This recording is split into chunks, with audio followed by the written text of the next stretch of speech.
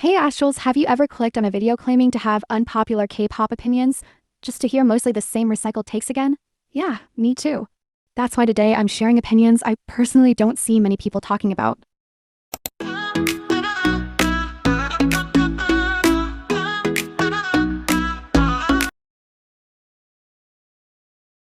We've all heard about the Kiss of Life livestream controversy, where members acted out racial stereotypes and caused a major backlash.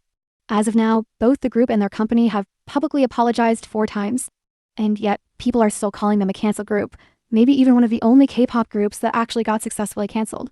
Here's the thing, I made a comment about this on another video and people didn't agree with me. But I want to say it anyway because I feel like nobody's really talking about it. Your company matters. Like, a lot more than you think.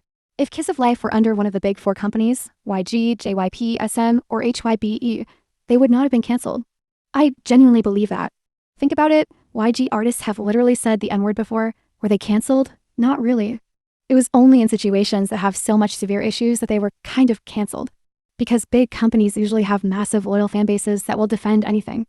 You can't tell me that a rookie group from a not really well-known company would be treated the same way as a rookie from a big agency, even if they made the same mistake. It's just not true. That brand name behind you, it protects you. Take Blinks for example, they already support Baby Monster and even the new girl group. That loyalty is real. Fans of top companies are quick to defend and promote even new artists, no matter what the controversy comes. Kiss of Life though, they're not from a big company. So when the controversy hit, I think it was easy for the public to turn their backs on them. They were even kicked out of KCON. Be honest, would that have happened if they were from HYB or SM? Would KCON risk that kind of partnership? I genuinely doubt it. Let me be clear, this is not an excuse for what Kiss of Life did. The criticism is valid, but that doesn't justify deepfakes or death threats. That's just disgusting behavior. All I'm saying is, your entertainment label plays a much bigger role than people want to admit. I'm not throwing shade to S2 Entertainment or every smaller agency out there. Personally, I think that in the K-pop industry, your company's name can sometimes literally decide whether you get canceled or forgiven. Let's talk about Rhea Raj at the Billboard Women in Music 2025 event. For those who don't know her, she's the sister of Laura from Cat's Eye, a group many associate with K-pop. And naturally, Rhea is often linked to Cat's Eye too. Now, I discovered Rhea only months after the award show, but the moment I saw what she wore, I knew I had to talk about it. As an Indian, I felt genuinely uncomfortable seeing how the sari, a traditional garment, was modified. And no, this isn't about modesty or how revealing the outfit was. My issue is how drastically the sari was altered for the sake of fashion. I'm not against evolving style or fusing traditional elements with modern design, when it's done thoughtfully. But in this case, it felt like the sari was reduced to something unrecognizable. At that point, can we even call it a sari anymore? Some people argue fashion is about experimentation, sure. But I believe if you're going to modify traditional attire, there should be a reason beyond just looking high fashion. It should be about comfort, practicality, or cultural reinterpretation, not just aesthetics. Rhea was promoting her song, Haute Couture, but here's my honest question. Do you need to break down cultural heritage just to fit that theme? Would it not have been more powerful to style a sari in a way that honors its roots while still looking modern? I saw mixed reactions in the comments, and this is just my perspective, but I personally hated the outfit. And I know I'm not the only one who feels this way. Even my brother said, and I quote, "She's disrespecting and misrepresenting our culture." This isn't me attacking her or trying to stir hate. I'm just sharing my feelings as an Indian who values how our traditional wear is represented, especially on big global platforms. Okay, maybe this is a biased take, but I don't think Teddy's music is as bad as people make it out to be. I get that a lot of his sound is considered outdated, but since when does outdated automatically mean bad? The real issue is that he keeps using the same formula again and again. That said, I do still want more versatility from the artists he produces for, especially Blackpink. Honestly, the girls do a better job when they have their creative freedom. Teddy just needs to switch things up and experiment more. But some people act like he makes the worst music ever, and that's just not true. Criticism is fair, but let's not over-exaggerate. I also think Teddy finally is trying something a little different because EOVV's Hands Up song was good. But to be fair, maybe I have just gotten used to listening to the same Blackpink music. I know some people will agree with me anyway, but I want to talk about this. While Instagram and X are filled with racist, unhinged, and downright disrespectful comments, YouTube irritates me in an entirely different way. Instagram and X will make you lose faith in humanity, but YouTube? YouTube might just make you lose brain cells. Like, seriously. Just look at the comment sections. The amount of secondhand embarrassment I get is unreal. YouTube is one of the only platforms where you can post a cringe video and somehow get even more cringe comments praising it. If that same content showed up on TikTok or Instagram, it would get devoured. To be clear, I'm not saying every YouTube video or comment is like this. And I'm not trying to shame people for having cringe, silly moments. We've all been there. But the way some people try to sound cool or deep in the comments, it just comes off as awkward or childish. And don't even get me started on those copy-paste comments under every single K-pop MV. Visual? Check.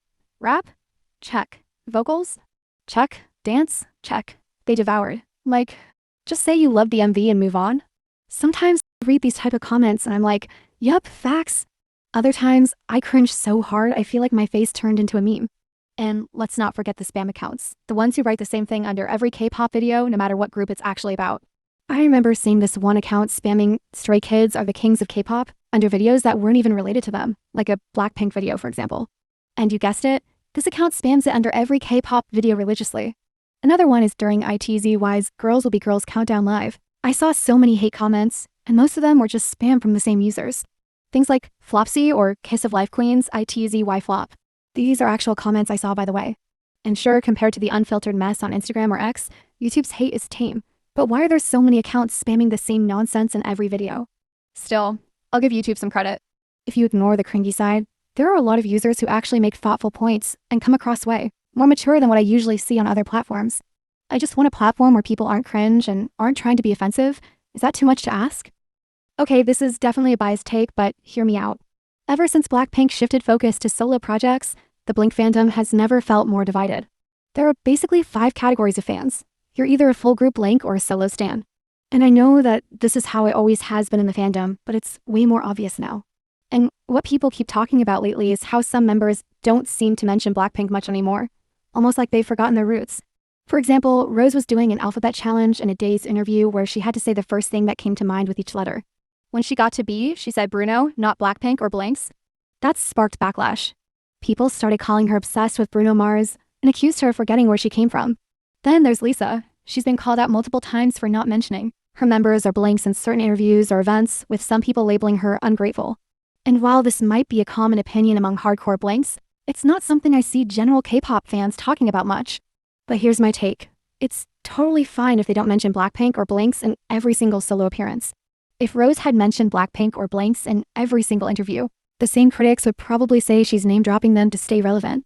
APT was a global hit, yes, but it doesn't matter. K-pop fans will find a way to twist even the most wholesome moments into drama. And honestly, what are the chances they don't get hate either way? Here's the truth. Whether it's Jennie, Jisoo, Lisa, or Rose, they all have different ways of connecting with fans. Some still use Blink to address their followers, and others have embraced their own fanbase names. Lily, Number One, Gensetter, Ruby. That's okay. People need to stop mixing up solo stans with Blanks, especially when the members themselves seem to keep those categories separate.